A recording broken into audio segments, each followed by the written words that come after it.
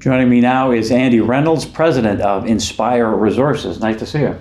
Thanks. Good to see you too. So you started this company about 4 years ago because you believed at the time that some mining companies needed to change their models, maybe radically, and also get public perception on their side, because we know a lot of mining companies don't have a good reputation. So what are the broad strokes, would you say, of your mission?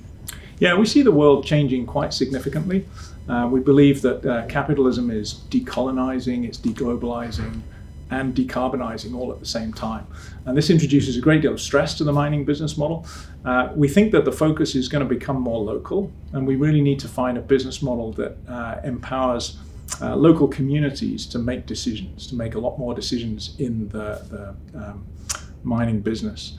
And so we have set ourselves up as a service industry to provide mining as a service, because we foresee that a lot of mining projects will be community owned in the future.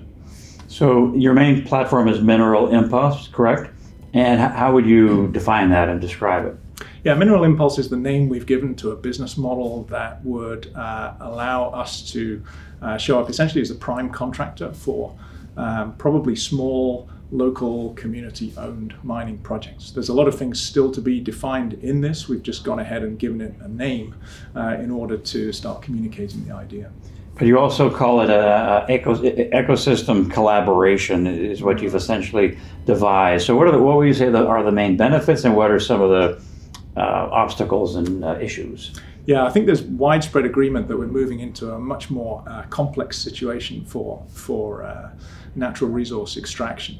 And I think if you talk to anybody in the systems disciplines dealing with complexity, they'll tell you that collaboration is really the most important aspect. So we're looking to orchestrate really an ecosystem of actors in this business, bringing together industrial partners to provide the means of production, but also collaborating fundamentally with the community that we would see as the owner of the project, and making the design process a lot more inclusive and participative. Now, for investors, they may be thinking, well, this is going to be costly, isn't it? And I won't get so-called bonanza returns with this. But you're offering fair and reasonable returns with this, and you're trying to, as you call it, detoxify the mining thesis. So how are you finding going about changing attitudes, and what kind of feedback do you get? It's really hard, because half the mining industry is really in the asset speculation business, not the raw materials production business. And so there are different kinds of investors in there. But clearly, if we're going to empower local communities to be the owners and decision makers in projects, then the kind of finance that we need to flow into that is the kind that cares about socioeconomic impact in communities. And if we go out today and talk to impact investors and offer them the opportunity to invest in mining, I don't think we're going to get a very positive response to that.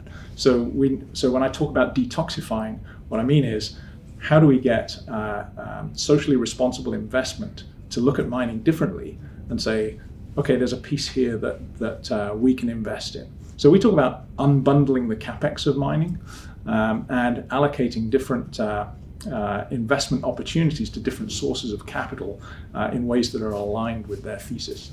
And Andy, when you're at an event like this, what's maybe the main question that people come up to you and ask you about your company and your model? I'd say the main question is, what on earth are you talking about? Because you can imagine 4 years ago we were seriously radical. That was a time when even our own advisors, if we talked about decolonization of mining, even our own advisors would suck their teeth and say, not sure you can say that. But I really think that the times are catching up with us, and people are starting to realize, particularly this in Canada at the moment, we're seeing this kind of, it's almost a collision between the adoption of the UN Declaration on the Rights of Indigenous Peoples and the critical minerals strategy. One says we're going to bring supply to market, the other says more people are going to have a say. And so people are starting to realize that this is not an easy thing to knit together.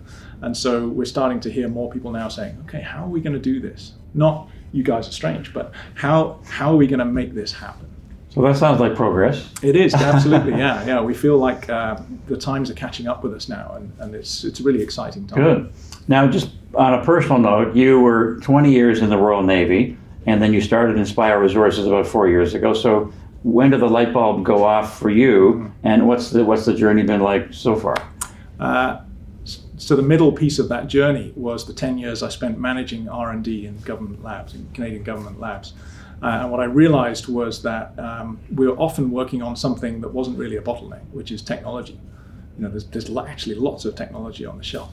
And what I realized is that it's really how organizations work together, how they collaborate, how business models work, how cash flows, and the structures of the industry that are going to make the difference here. Because the time is getting very short. We think about climate change, decarbonization, even the UN Sustainable Development Goals. We're down to single digits of years now, so we have to move things quickly. And so what we need to do is de-bottleneck that whole approach. And for me, I realized that technology wasn't the only thing here. There were bigger problems to solve, and that's why I accidentally became an entrepreneur about 4 years ago, having also done a little bit of consulting. That sounds like a book title, The Accidental Entrepreneur by Andy Reynolds. So it sounds like you've discovered a really interesting niche at the right time, kind of in the sweet spot. So thanks for the insight today and learning about it. You're welcome. Thanks for the opportunity. Absolutely. Andy Reynolds, he's president of Inspire Resources.